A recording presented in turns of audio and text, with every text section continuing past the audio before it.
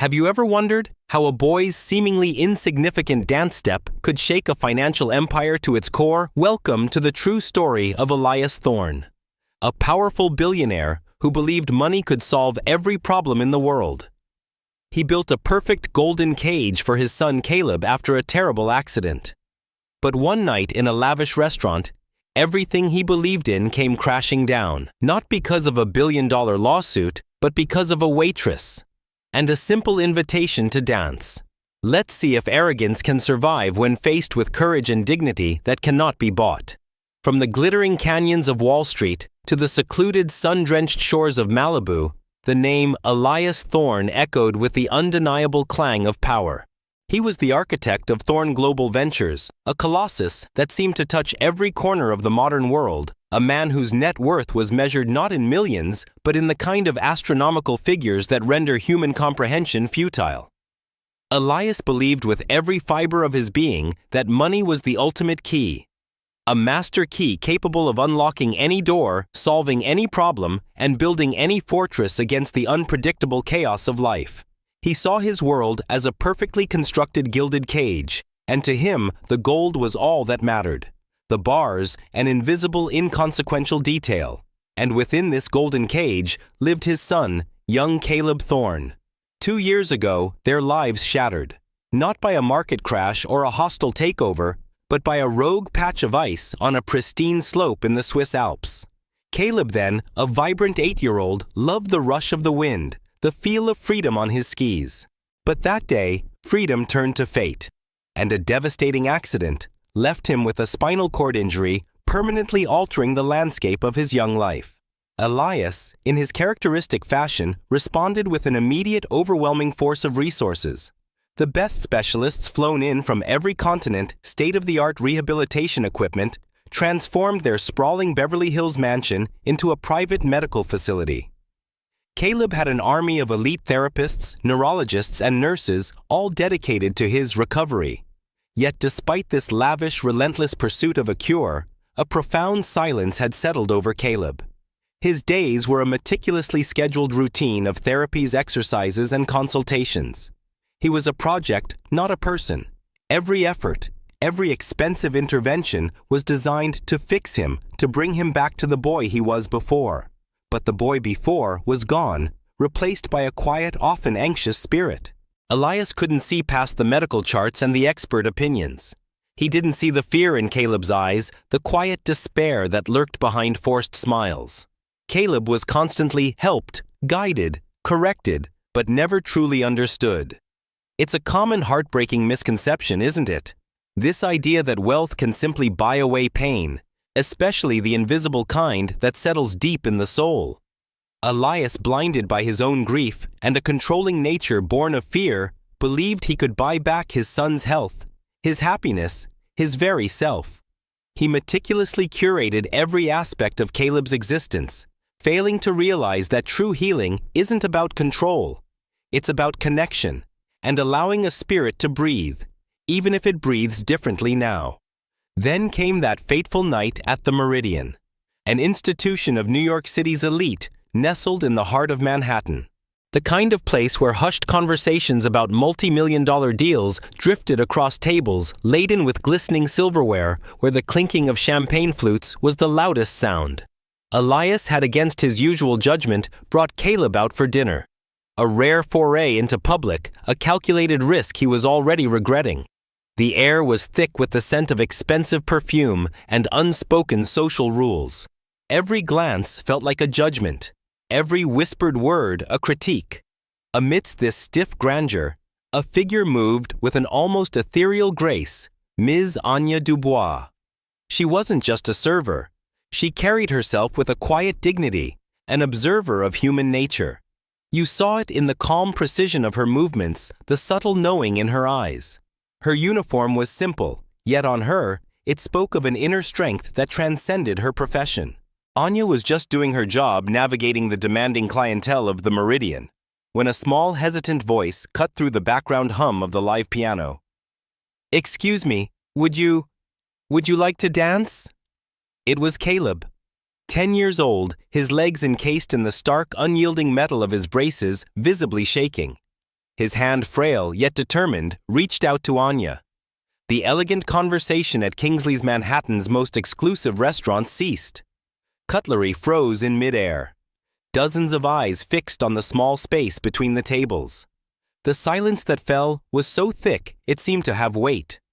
The restaurant manager, Mr. Sterling, a man whose every facial muscle seemed dedicated to upholding the establishment's rigid decorum, materialized instantly. "Sir, control your son. That's inappropriate. This is not a dance hall, and our employees are not here to entertain children." His sharp voice cut through the silence like a knife. Elias swallowed hard, a mistake he thought he wouldn't repeat. "Caleb, sit down." He ordered, his voice low but firm. He saw the humiliation flicker in Caleb's eyes, the crushing weight of his father's disappointment. This was precisely why he avoided bringing Caleb out. The exposure, the unpredictable moments that exposed his son's imperfections to the scrutinizing eyes of his peers. But Anya remained motionless. Her gaze shifted between the manager, the billionaire, and the boy whose hand still hung in the air. In her 5 years working here, she had learned to become invisible, especially to customers like Elias. But not tonight. Tonight something else guided her.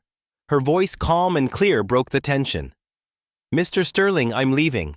My shift is over." With that, she calmly removed her apron and placed it on a nearby tray. Then, to everyone's absolute amazement, a gentle smile touched her lips as she turned to Caleb.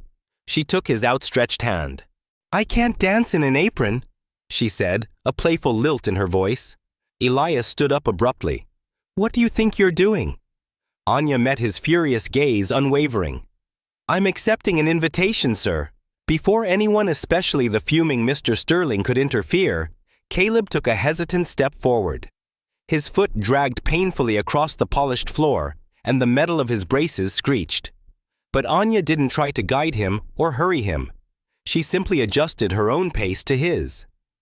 "She's getting fired tomorrow," whispered a woman at the next table. Elias watched, paralyzed. A sudden, almost forgotten memory struck him. Eleanor, his late wife, dancing with Caleb in their living room. "It's not about perfection," she had always said, her voice soft and knowing. "It's about connection." As Anya followed Caleb's clumsy, painful steps, something shifted in the boy's eyes. Fear gave way to intense concentration. Shame gave way to shy pride. For the first time since the accident, he wasn't being guided, helped, or corrected. He was leading. Mr. Sterling's voice, brimming with self-righteous anger, interrupted Elias's thoughts. "Mr. Thorne, I can assure you this will never happen again. She will be properly disciplined." But Elias didn't respond. The entire restaurant seemed to hold its breath, waiting for the Titan's reaction. A man of his power could end anyone's career with a single word. Yet the only sound that truly echoed in Elias's mind was Caleb's genuine, radiant smile. Anya gently led Caleb back to the table after 3 short, wobbly dance steps. "Thank you for asking me out," she said formally, addressing him as if he were an adult. "It was an honor." As she turned to leave, Elias stopped her. "Wait," he said, his voice sounding different, almost unrecognizable even to himself. "What's your full name?" "Anya Dubois, sir." Elias nodded slowly. "Anya Dubois," he repeated, as if memorizing it. Then he pulled a pristine white card from inside his jacket and held it out to her. "My office, tomorrow, 10:00 a.m. The entire restaurant held its breath. Anya accepted the card without showing any emotion, but a slight tremor ran through her hand. "Dad." Caleb called out, his small voice filled with confusion as Anya walked away. "Why did you do that?" The question hung in the air like an accusation. Elias watched his son, and for a brief, searing moment, he saw not just the child Eleanor had left in his care, but a complete human being, whose wants and needs he had systematically ignored for 2 years. As dinner proceeded in awkward silence, no one noticed Anya's final glance before she left. It wasn't a look of fear or resignation, but one of calm determination. A determination that contrasted sharply with the storm now brewing in Elias Thorne's own eyes. This single improbable dance, born from a child's simple request and a waitress's profound courage, had just cracked open the golden cage, revealing the hidden conflicts beneath. Elias Thorne, the man who believed he controlled everything, was about to discover that some of life's most valuable lessons couldn't be bought, only learned. And that journey was about to begin.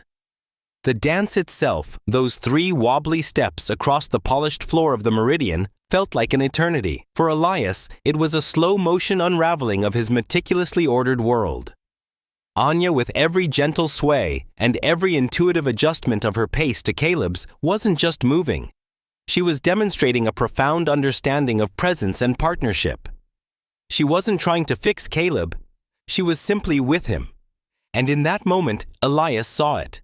Not just a flicker, but a spark, a genuine smile on Caleb's face that hadn't graced his features since before the accident.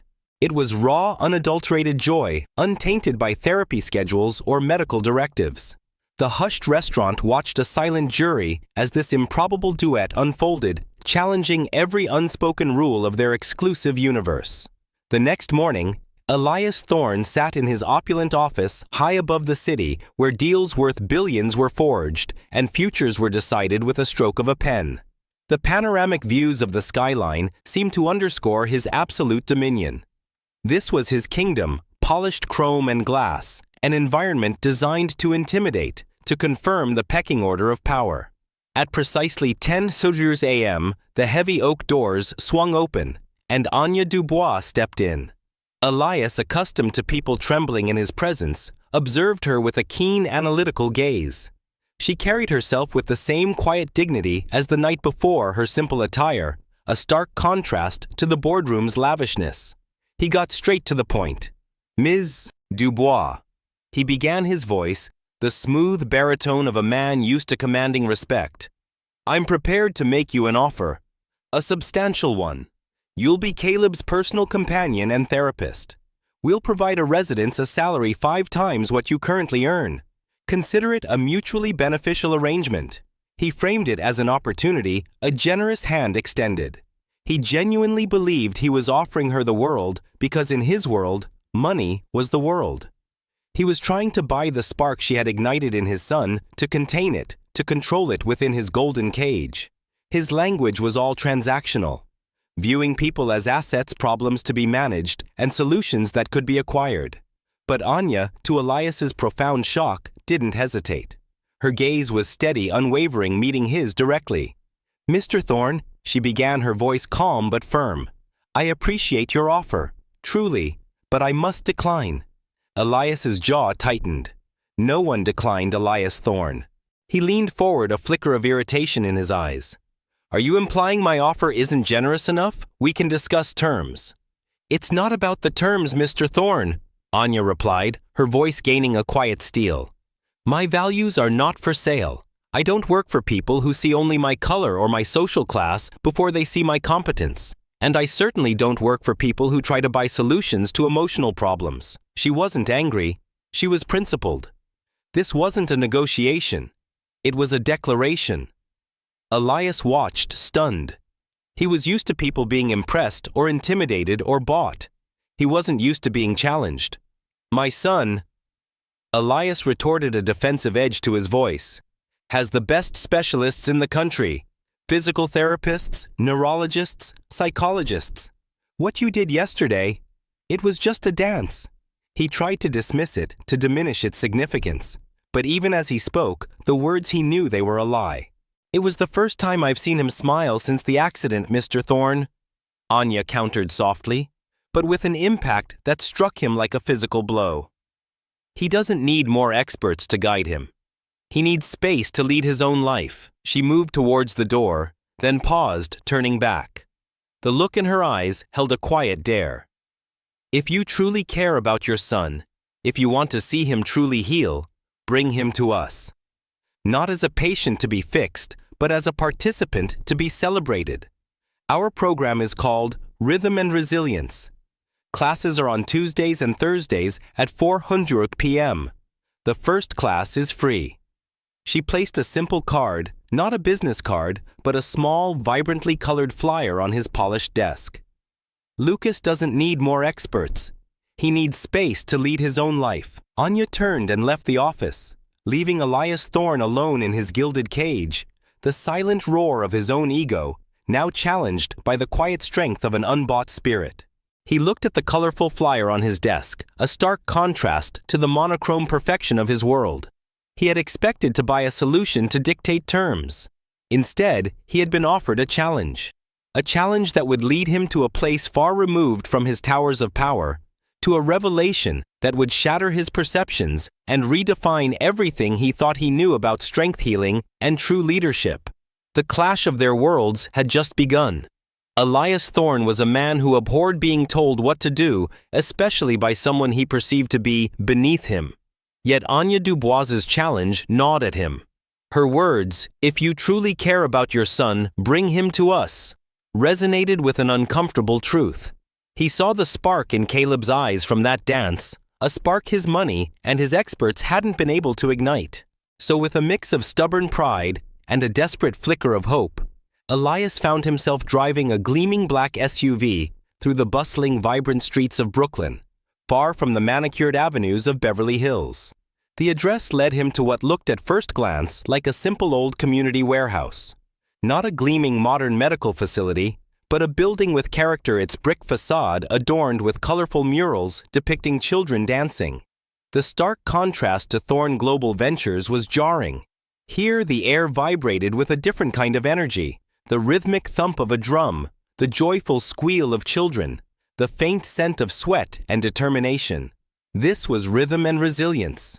Elias stepped inside his initial skepticism, a thick cloak around him. He scanned the room expecting to find chaos, or perhaps a group of well-meaning but amateur volunteers. Instead, he saw a large open space flooded with natural light. Children of all abilities, some in wheelchairs, some with walkers, others using crutches, were moving. They weren't performing textbook exercises, they were dancing.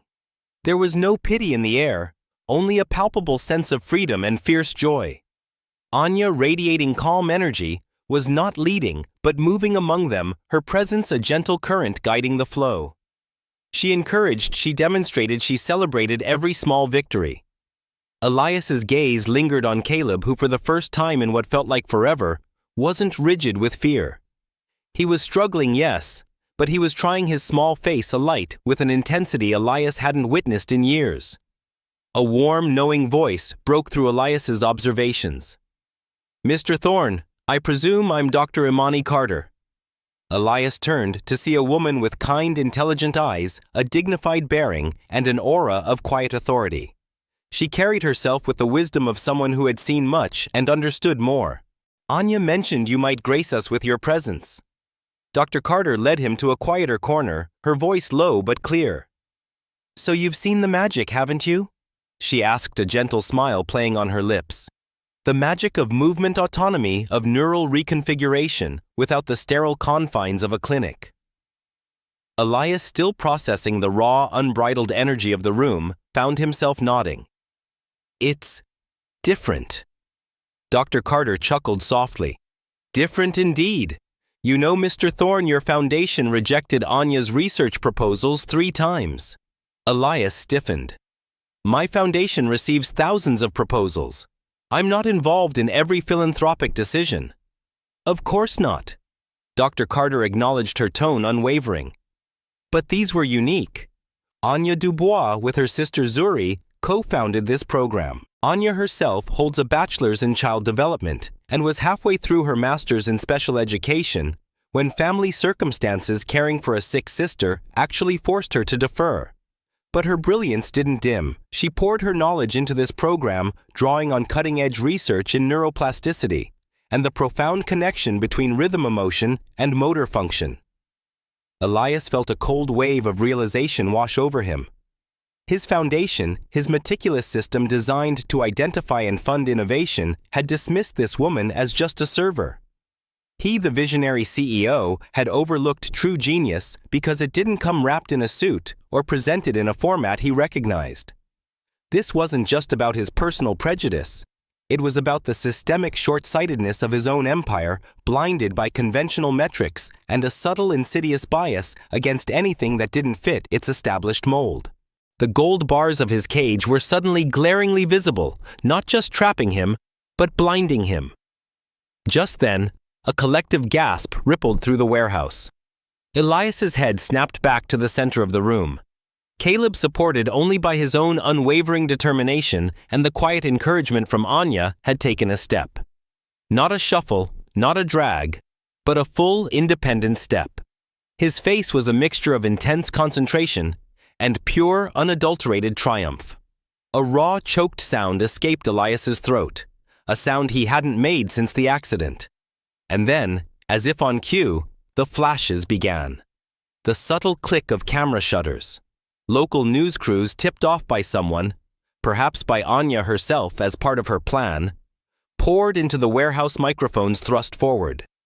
They had heard whispers of this remarkable program, and now the sight of Elias Thorne, the billionaire, standing alongside Dr. Carter, observing his son's miracle, was a story too potent to ignore.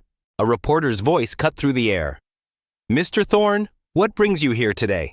Are you finally acknowledging the value of community-based rehabilitation, especially for children from diverse backgrounds?" The question hung heavy, loaded with implication. Elias looked at Caleb, who was now beaming, attempting another step. He looked at Anya, whose eyes held a mixture of calm resolve and quiet expectation. He looked at Dr. Carter, whose knowing smile seemed to say, "Your move, Mr. Thorne." In that moment, surrounded by the vibrant energy of children finding their strength and confronted by the glare of public scrutiny, Elias Thorne had nowhere left to hide. The carefully constructed facade of his control was crumbling, revealing not weakness, but a chance for something far more powerful: truth. And the reckoning had just begun. The cameras flashed, blinding Elias Thorne for a split second, mirroring the sudden harsh light of truth that had just been shined on his meticulously constructed reality. Reporters clamored their questions, a barrage of accusations and demands for comment. His instinct, honed over decades of corporate warfare, was to retreat, to deploy his legal team, to spin the narrative, to protect the impenetrable fortress of his image. But then he looked at Caleb. His son, oblivious to the media frenzy, was still beaming, his small, determined face alight with pride, as he tried another wobbly, independent step. And then Elias's gaze met Anya's. Her eyes, calm and unwavering, held a quiet expectation, a challenge that demanded more than just a financial transaction. This was the moment. The most powerful man in the room, perhaps in the city, was cornered. Before him lay two options: retreat in anger, confirming to the press his reputation as cold and calculating, or embrace the raw, unexpected moment his son had created. The power he had always wielded, defined by wealth and influence, suddenly seemed insignificant. He faced a choice that no amount of money could buy: humility or hubris. He took a deep breath, the air in the vibrant warehouse suddenly feeling impossibly heavy. He looked directly into the camera, then swept his gaze across the faces of the reporters, the parents, the children, and finally settled on Anya. His voice, usually a commanding baritone, was initially thick with emotion, almost unrecognizable to himself. "You know what's hardest for someone in my position?" Elias began, his voice cutting through the murmurs, carrying loudly enough for everyone to hear. A stunned silence filled the room. He wasn't talking about market fluctuations or hostile takeovers. He was talking about something profoundly human, profoundly vulnerable. Admitting when we're wrong. A collective gasp, then an even deeper silence. The Elias Thorne, they knew the ruthless titan, had just uttered words that were not in his vocabulary. This wasn't a calculated press statement. It was a confession.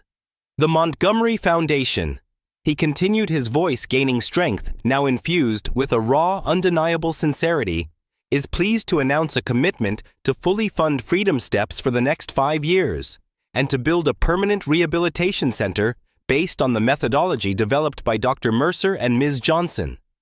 Camera flashes exploded like a supernova. A cry of surprise escaped from Zuri, Anya's sister, who had been standing wide-eyed beside Dr. Carter. The room erupted in applause, cheers, and even a few tears. It was a victory not just for rhythm and resilience, but for every underdog, every dismissed idea, every voice that had been silenced. But Elias wasn't finished. He raised a hand, and the room quieted once more. "On one condition," he added, watching Anya's eyes narrow slightly, perhaps expecting some corporate takeover. That Ms. Dubois, he paused, emphasizing her name, retain complete autonomy over the program and its methodology. No corporate interference. This wasn't just a financial commitment. It was a surrender of control, a profound act of trust in Anya's vision. Elias, the man who controlled every aspect of his life, every deal, every decision, was voluntarily relinquishing power to someone he had initially dismissed. It was a dramatic, unforeseen twist, born not of cunning, but of a true internal transformation. The moment stretched electric with possibility. For Elias, it was a profound shift, the first genuine step on a path he never imagined he'd walk. He wasn't just funding a program, he was investing in a philosophy, in a person, in a vision that transcended the balance sheet. He was learning in the most public and painful way that true power does not lie in controlling every move, but in knowing when it is time to take a step back and let others lead the way. This was the reckoning. An honest confrontation with his own arrogance. And it was the rebirth, not just for rhythm and resilience, but for the soul of Elias Thorne himself. The golden cage for the first time felt truly open. 3 months later, the rumble of bulldozers replaced the hum of executive offices clearing ground for the new Rhythm and Resilience Rehabilitation Center. It wasn't the most luxurious project the Thorne Global Ventures Foundation had ever funded. Elias had built skyscrapers that touched the clouds, but it was by far the most innovative. Every space, every ramp, every adaptive feature was designed with direct input from Anya's team, the children and their families. This wasn't a building for them. It was a building with them, a tangible manifestation of a new partnership. Anya supervised the construction frequently, her presence a steady guiding force. She was rarely alone. Caleb showed up regularly, his small frame now moving with more confidence, often bringing other children from the program. And to the continued surprise of the construction crew and Anya's team alike, Elias Thorne also showed up, silently, at first observing the progress. Then slowly, tentatively, he began to ask questions. Not questions about budgets or timelines, but about the why. Why this particular swing? Why that specific floor material? Why was rhythmic drumming so crucial for neural development? "I never thought you'd actually show up at board meetings," Anya commented one afternoon, a quiet smile playing on her lips as they reviewed the detailed blueprints. Elias, rubbing his tired eyes, looked at the scientific article marked with numerous post-it notes on his lap. "And I never thought I'd have to study neuroplasticity at 50, he replied, a hint of genuine humor in his voice. "But here we are." Anya looked at him curiously. "Is this part of your public penance, Mr. Thorne? Or do you really care?" Elias paused, his gaze drifting to Caleb, who was laughing loudly as he attempted a new dance step with another child. "Caleb asked to have his second brace removed last week," he said, his voice soft, almost awestruck. "He told me. His previous physical therapist said that would be impossible for at least 2 years. Anya smiled, her eyes warm. "But you fired her, remember? Because you told me she was wrong." She pointed to a photo of Caleb balancing with only one crutch tacked onto a makeshift bulletin board.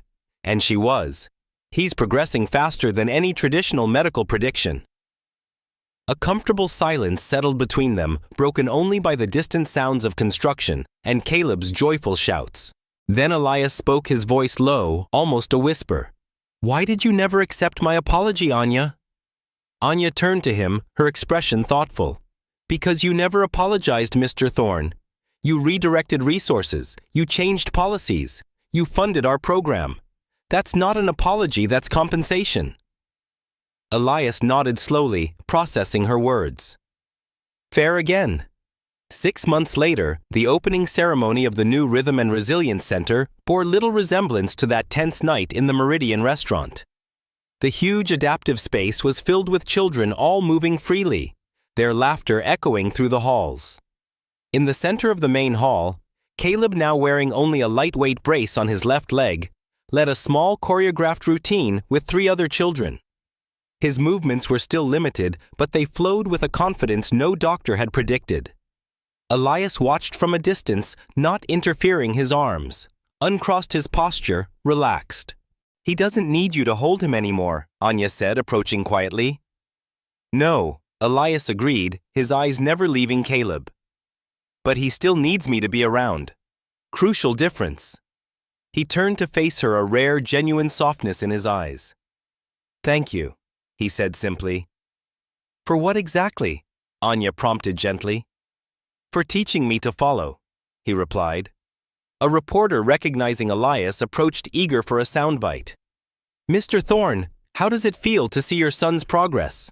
Elias looked at Caleb, who was now helping a younger girl find her balance, his face alight with newfound purpose. Elias didn't speak of overcoming disabilities or physical milestones. He looked directly into the camera, the man who had once been known only for his financial empire, and said, "Proud not of what he's overcome, but of what he's created for others." And what's been the biggest lesson I've learned on this journey? That true leaders aren't those who guide others down the path they believe is right, but those who have the courage to follow when someone shows them a better way. A year later, the Rhythm and Resilience program expanded to 3 new cities. Anya Dubois received the Pediatric Rehabilitation Innovation Award, and her methodology began to be implemented in hospitals across the country. Caleb, now using only a light cane on difficult days, enrolled in a regular school and became a youth spokesperson for the program, inspiring other children to find their own pace. And Elias Thorne learned the hardest and most valuable lesson of all, that true power does not lie in controlling every move, but in knowing when it is time to take a step back and let others lead the way. In a world where powerful people rarely change their perspectives and where those without power often remain in the shadows, the story of Elias, Anya, and Caleb reminds us that true transformation occurs when we cross the invisible boundaries that separate us. When a billionaire learns from a once dismissed server, and when a father truly follows in his son's footsteps. The story of Elias Thorne, Anya Dubois, and young Caleb is far more than just a captivating narrative. It's a profound reflection of the human experience, a mirror that reveals our own biases, our own struggles, and our own incredible capacity for growth. Perhaps you've felt unheard, overlooked, or judged like Anya in that exclusive restaurant. Perhaps you've encountered your own Elias Thorne, a system, a person, or even an internal voice that tries to control, dismiss, or diminish your spirit. Or perhaps, like Caleb, you've felt trapped by circumstances, yearning for the freedom to lead your own life, to take that first wobbly step that is truly yours. This story echoes with universal lessons that resonate deeply, no matter where you are on your journey. First, the power of dignity. Anya Dubois never compromised her worth.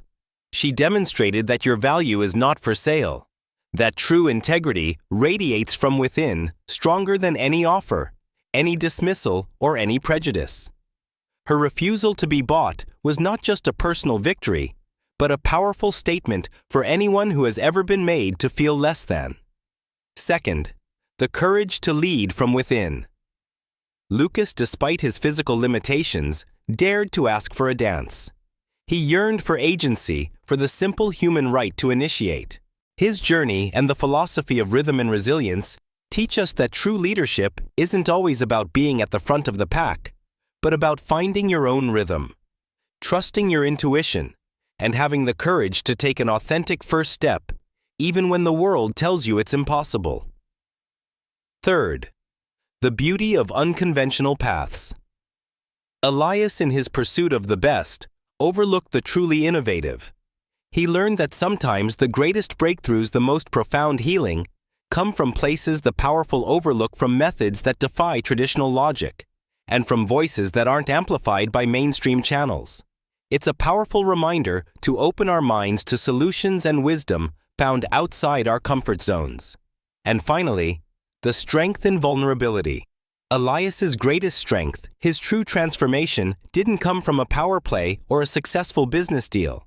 It came when he dared to be vulnerable, to admit his mistakes, and to surrender control.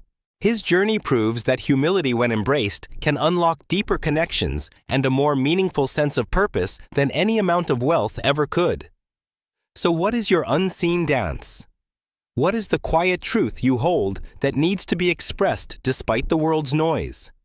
Where in your life can you challenge your own biases, step back, and empower others to lead? How can you support initiatives like Rhythm and Resilience in your own communities, championing dignity, autonomy, and the transformative power of human connection? The story of Elias, Caleb, and Anya is a testament to the fact that even the most rigid structures can be softened, and the most broken spirits can find their rhythm again. It's a reminder that the greatest investments are not in material wealth, but in human potential dignity and the freedom to dance our own unique rhythm. If this story resonated with you, if it made you think, made you feel, then please hit that like button. Share this video with someone who needs to hear this message and subscribe to our channel for more tales that challenge, inspire, and remind us of the incredible human spirit. Your support helps us amplify these crucial stories. Thank you for listening.